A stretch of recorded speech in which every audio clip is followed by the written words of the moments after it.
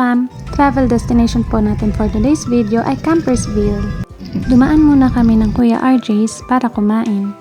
May piso wifi din sila para sa mga gustong mag-internet. Sobrang paborito namin dito talaga yung sisig at saka yung lechong kawali. 15 to 20 minutes yung food preparation and then 20 minutes kaming kumain. Pagkatapos niyan ay papunta na kami ng Campersville. 1 hour drive along Marcos Highway Road from Kuya RJ's. Pagod na iyan. Kung manggagaling kayo ng Quezon Province ay nasa right side dapat yung signage. May dinaanan pa kami sa Maynila kaya nasa left side ng kalsada yung signage. Tapos pumasok na kami and nag-inquire yung asawa ko. Opo, tumatanggap po sila ng walk-in. Buti na laang. Under construction pa pala yung kanilang restaurant kaya kami ay nag-take out na laang at marami namang kainan sa labas. Chicken inasal silog naman yung tinry namin dito sa La Francos Veranda. Tinake out na lang namin. Habang nag-aantay ng order, panay ang laro ng aking mag-ama. Sus, ang daldal nito ah. Bayan na ang order namin. Paspas naman ito pag nakakalabas iyan. Bye-bye! Pagkakuha namin ng order namin, bumalik na kami at nagbayad na si Jack nung aming pang check-in. Papakita ko din sa inyo mamaya yung view niya sa umaga. So ito siya sa gabi. Nung pagdating namin, inuna nang ilagay ni Jack, sobrang excited. Nilagay niya yung mga gamit namin. Ayan yung ulam namin, meron silang tsinelas, tissue, guest kit, initan at saka electric fan, meron ding aircon. Kung mahilig kayo sa mga minimal designs ay magugustuhan ninyo ito. Marami pa silang rooms kaya marami pang design yan.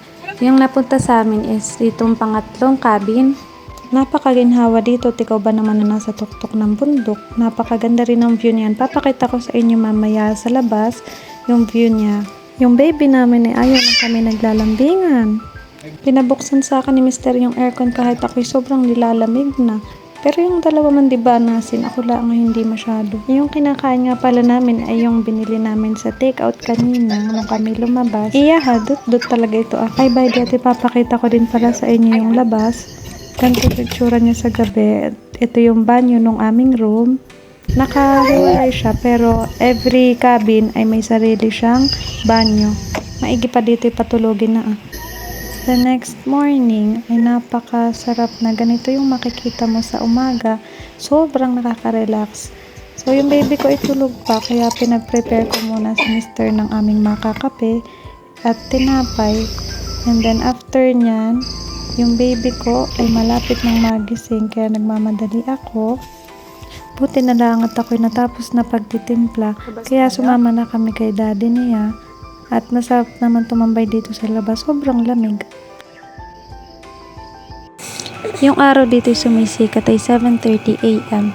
Pero mga alas 6 ay wala talagang araw at sobrang lamig. Depende siguro sa buwan ng taon kung maaraw o hindi.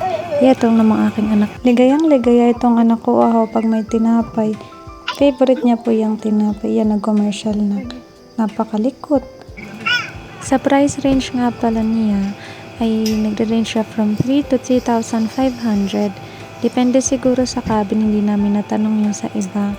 And then, naglinis na kami para konti na lang mamaya yung lilinisin. After niya, naglaro muna kami ni baby. Family time muna kami habang nag-e-edit pa si Mr. sa labas. Puro trabaho yan. Syempre, para maigala ulit kami. And then, itong anak ko ay paspas na naman ng kalikutan. Akin ng niliguan. Pinihisan. Kakain daw siya. Ayan nakakubiertos pa. And then, nag-family bonding na kami. Kasama na niya si daddy niya. Nanood pa kami ng Linlang, episode 1 and 2. Kagigil ka, Jillian. Nawala na tuloy sa isip ko ako nga pala ay naglilinis. Ayan, diretso ulit ako paglilinis. Habang si Rapa, ayan, nagsusuot na naman ng kanyang mga sunglass.